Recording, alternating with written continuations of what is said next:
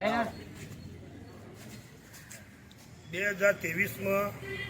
Vadgam home guard યુનિટમાં અમારા જે ઓફિસર કમાન્ડની જે જગ્યા ખાલી હતી એમાં રોહિતભાઈ જે જોશીને બિનઅધિકૃત લીધેલા છે અને અમને સિનિયરો સાથે અન્યાય થયેલો છે. એટલે અમારી રજૂઆત છે કે આના હોદ્દા પરથી દૂર કરવો અને સિન્યુરિટી પ્રમાણે ચાર્જ મળે એ અમારી રજૂઆત છે. ઓકે.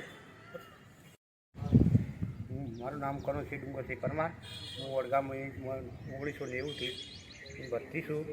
આજ દિન સુધી કેટલાય ઓફિસરો મેં જોયા, પણ આ બિનઅધિકૃત રીતે મને કોઈ જાતનું પરમિશન ન હોવાથી ડાયરેક્ટ પરમિશન આપી અને એને ખોટી રીતે ચાર્જ આપીને અમને બધાને હેરાન કરવાની વાત છે બધી.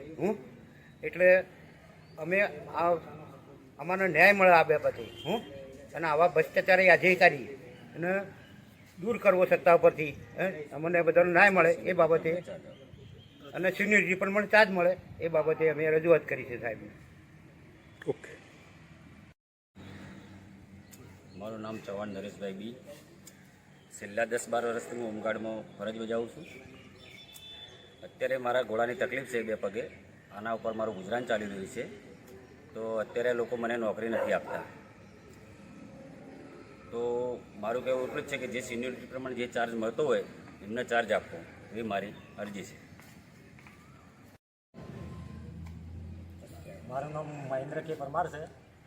હું સમાતાનો વતની છું અને હોમગાર્ડમાં આવું છું તો મને ઘેર ગાડી મૂકી છે અને હું બદલી માટે કે પાલનપુર જવું છે, મારા નજીક પડે તો ભ્રષ્ટાચાર રીતે મને ગાડી મૂકી છે કે મારી અરજી દબાઈ છે 12 મહિનાથી અને કે પૈસા આપો તો હું બદલી કરાવું ને કે ન થાય કે આજે ન થાય ને કાલે ન થાય. આ રોહિતભાઈ. ઓકે. પરમાર જીતેન્દ્રકુમાર દેવાભાઈ, ગામ બુખલા. 2013થી હોમગાર્ડમાં ફરજ બજાવું છું. નાઇટ ડ્યુટીમાં હેરાન પરેશાન કરે છે, પરેડમાં પરેશાન કરે છે અને બદલી માટે ફાઇલ 17/7/2023 મેળવી લીધી.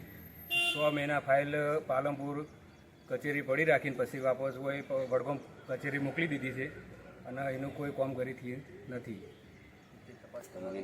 એ બાબતે ન્યાય મળે એ બાબતે તપાસ કરવી. ઓકે.